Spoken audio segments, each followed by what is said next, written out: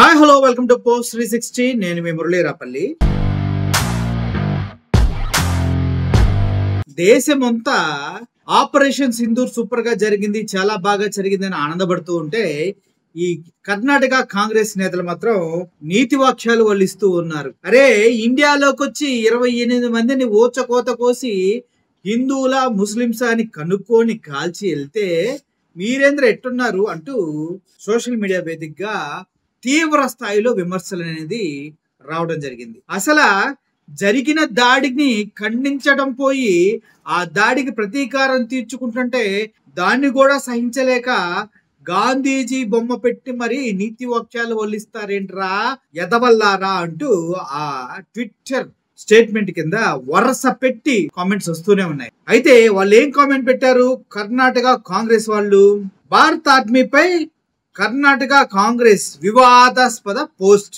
సిగ్గు లేకపోతే సరే ఇటువంటి పోస్ట్ పెడతానికి 28 మందిని హిందువుల ముస్లింలను కనుక్కొని వాళ్ళ బొట్టు చెరిపేస్తే దానికి ఆపరేషన్ సింధూర్ అని పేరు పెట్టి గర్వంగా పాకిస్తాన్ పైన ఉగ్రవాద స్థావరాలపైన మూకుమ్మడి దాడి చేసి చాలా మంది తీవ్రవాదులను మట్టు పెడితే ఇప్పుడు ఈ ఎదవలు వచ్చి మనకి శాంతి సూత్రాలు వల్లిస్తూ ఉన్నారన్నమాట.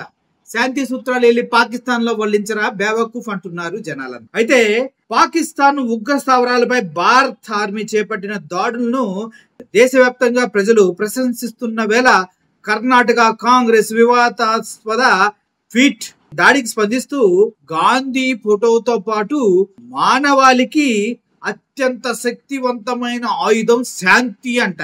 ఇదే పాకిస్తాన్కి వెళ్ళి చెప్పయ్యా కర్ణాటక కాంగ్రెస్. నాకెందుకు కర్ణాటక కాంగ్రెస్ కాదు, టోటల్ గా కాంగ్రెస్ వాళ్ళని అంటూ ఉన్నా. చెప్పు వాళ్ళకి వెళ్ళి గుండాలా ఇటువంటి పోస్ట్ పెడతానిక.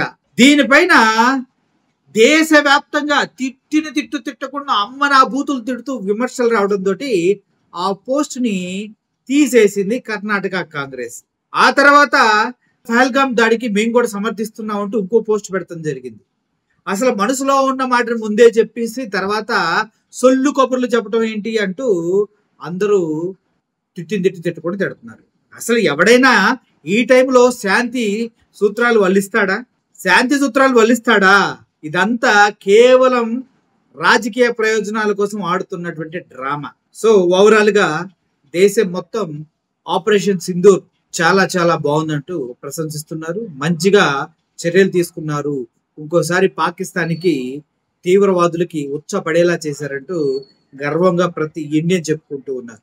అటువైపు పాకిస్తాన్ వాళ్ళు కింద మీద పడి రోధిస్తూ చివరికి రిపోర్టర్లు కూడా కన్నీళ్లతో ఏంటి ఇది అనుకోకుండా ఇలా జరిగిందంటూ రిపోర్టింగ్ చేస్తూ ఉన్నారు. వాడు మంచోడుగా ఉన్నాడు, తక్కువ అంచనా ఇక్కడ ఇండియాని గట్టిగా కొడితే లేవటం కష్టం భయ్యా.